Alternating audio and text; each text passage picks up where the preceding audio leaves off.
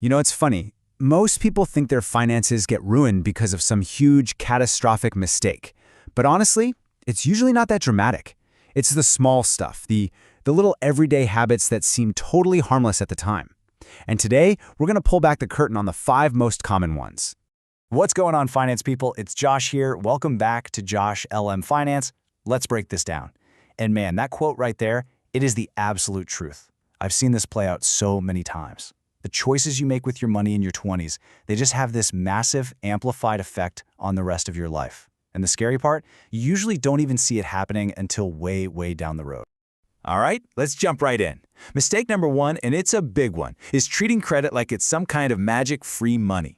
Look, I'm not here to say credit cards are evil. They're not. But they are brutally honest tools. And if you don't know how to use them, they will be honest about your mistakes. So that number you're seeing, 20%, that's the engine that turns a tiny little spending decision into a huge nagging problem. In the US, that means a $1,000 splurge doesn't just cost you $1,000, it quietly becomes a $1,200 debt before you even blink. And look, this isn't just an American thing, not at all. It's everywhere. In Nigeria, for instance, you've got the whole buy now, pay later boom. Those fintech loans, it seems so easy to get. It's the same trap, just packaged differently. It can spiral fast. So here's the rule. It's a simple one, but it's the rule I personally live by, and it has saved me so much grief. It's just a quick gut check. Before you swipe that card, you ask yourself, can I pay this off in full this month? If the answer is no, just don't do it. It's that simple. And this right here, this is the whole mindset shift you've got to make. I learned this one the hard way, believe me. You have to stop looking at your credit card as some kind of backup income or an extension of your paycheck. It's not. It is a high-interest loan, period. The trick is to start treating it just like a debit card. One that happens to give you some nice perks like points or cashback.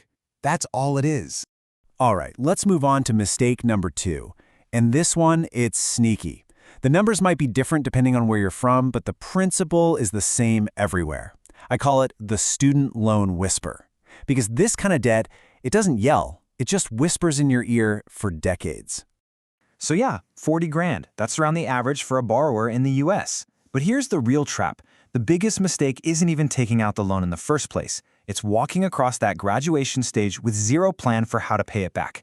So many people just ignore it. They hope it'll just, I don't know, vanish? But it doesn't. It just sits there quietly growing and eating away at your future. You've got to treat this debt like a house guest who just won't leave. You know the type. They're not going anywhere unless you actively manage the situation. So what does that mean? Well, for starters, you make your minimum payments on time every single month. No excuses.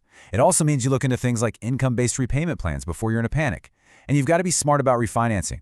Don't just jump at the first shiny offer you see. Okay, on to mistake number 3. And this one gets almost everybody. I'm serious. It's the lifestyle inflation trap. You know what I'm talking about.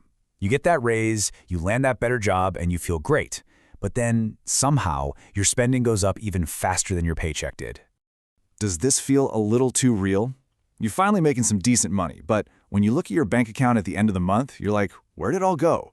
It's the new iPhone. It's the slightly nicer apartment. It's all the dinners out. That whole soft life vibe. And in a place like Nigeria, you throw in social pressures, family stuff, and man, it just explodes. It's a classic trap.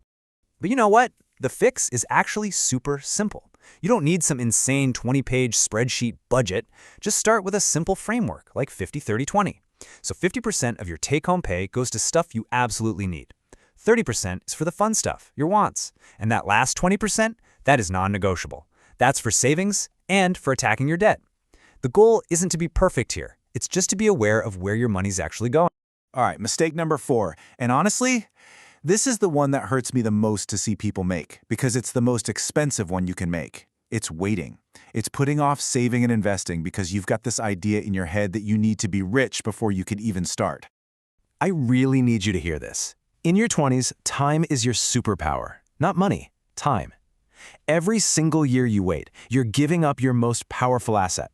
For my folks in the US, that means leaving free money on the table, like your employer's 401k match. They're literally trying to hand you cash and you're not taking it.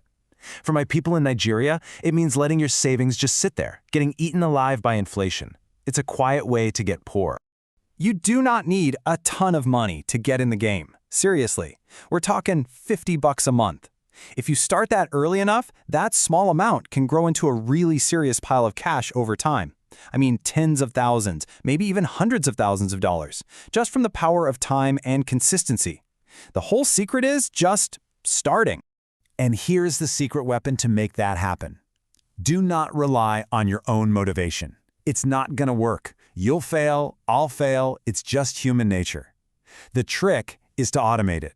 Set up an automatic transfer from your checking to your savings and investment accounts. Have it happen the day after you get paid, before you can even touch it. You want to make saving the default. Which brings us right to our last mistake, number 5. And I'll be honest, this is the boring part, but it is the absolute foundation that everything else is built on.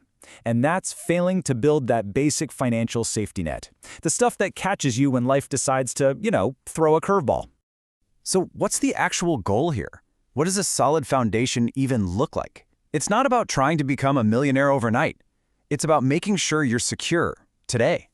It really comes down to 3 simple things. Step 1, build an emergency fund, enough to cover 3 to 6 months of your bare-bones essential living expenses. Step 2, pay your bills on time, every single time. This is non-negotiable. It affects so much. And step 3, just check your credit report once a year. Make sure there are no weird errors on there. Is it boring? Yeah, it is. Is it powerful? Absolutely. This is the solid ground that lets you go out and build real wealth later on.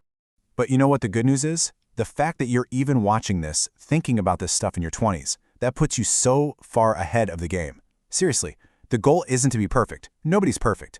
The goal is just to have a consistent direction. Just steer clear of these 5 big traps, start small with the good habits, and let time do all the heavy lifting for you. And of course, gotta say the usual disclaimer. This isn't official, licensed financial advice. This is just practical, real-world thinking from my own experience and from seeing what works and what definitely doesn't. Thanks for watching till the end. If this helped you, you know what to do. I'll see you in the next one. Take care. Peace.